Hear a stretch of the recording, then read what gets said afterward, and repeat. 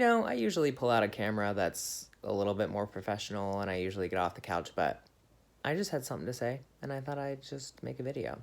Um, for a long time, I suffered from something that I think is really the disease of trying to be cool, of trying to please different groups of people, my industry, the idea that I had for my life. I had an idea through culture and imagery of what I thought was cool, and that was like this brooding, kind of like never smiling, pouty, skinny, wearing black kid.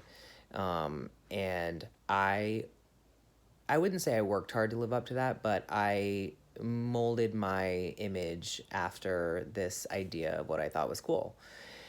And what I have can look back on now and see is true is that that version of someone who's cool is also very unenthusiastic about life. And I'm at a place in my life where I have so much to be enthusiastic about. I think enthusiasm is a sign of health and like well-being, that you can be excited for yourself and others, that you can be enthusiastic about the things that you love in life and the things you love about other people. I think that the image of like the cross-armed teenager who hates everything is something that is so prevalent in our culture, and I feel that changing a bit, and deeply so in myself.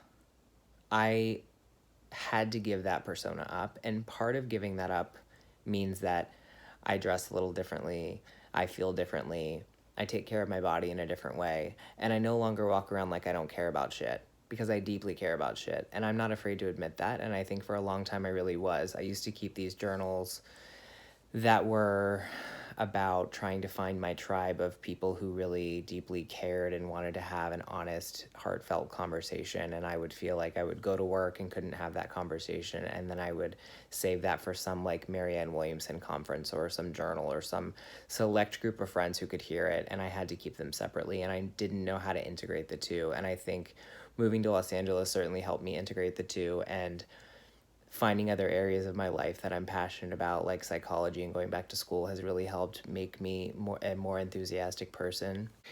I just saw early on this power of clothing and style and coolness and beauty that was a cure-all for people seeing what was really going on. And as a little gay kid too, I knew the power of like, if I wore the most expensive clothes and the most designer clothes and the craziest outfits, then nobody could really talk about how I was doing. They would talk about my outfit. Or if they made fun of me, they'd make fun of my outfit. They wouldn't make fun of me. And I learned that early on. I remember my family dynamic, and my mom always looked so put together and so beautiful and so elegant no matter what was going on. And I just thought, that's what it takes. Like, if you just make it look good, people will think it's good. And that is where the sort of disease to need to be cool for me started. It was like, I'm going to be so good, they can't say anything. I'm going to be so attractive, they can't say anything. I'm going to dress so well, they can't say anything.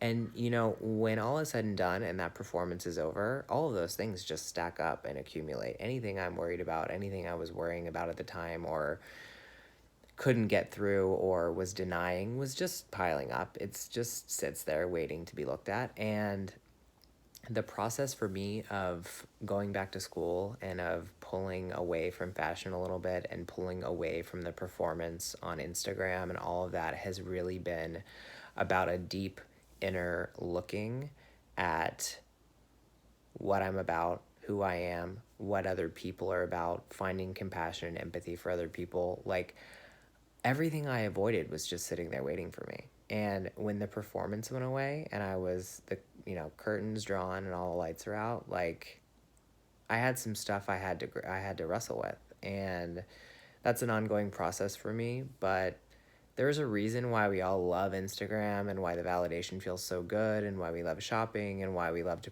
perform and present in this way on this platform, because it really does keep us from ourselves. Like, I thought I authentically knew myself, and I feel like I've done so much work, more than a lot of people I know. Since I was a teenager, I've been interested in this, and I still found myself enchanted and seduced by the performance. And when I set the performance down, I mean, I really started understanding why people don't want to put the performance down. It's painful. Who wants to do that? No one. I mean, I'm really grateful I'm coming out on the other side of that stronger and better, but like, whoa.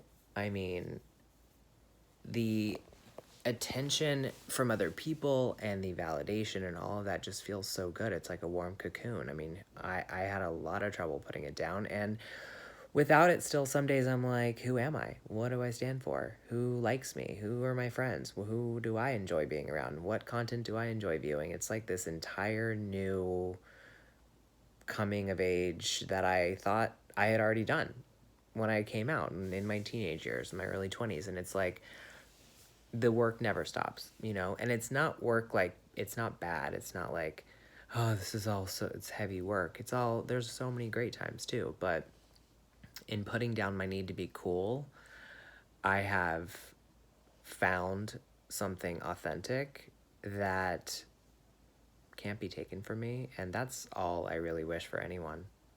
And it's all I hope to help people do, really, in going back to school. So, anyway, that's it. Bye.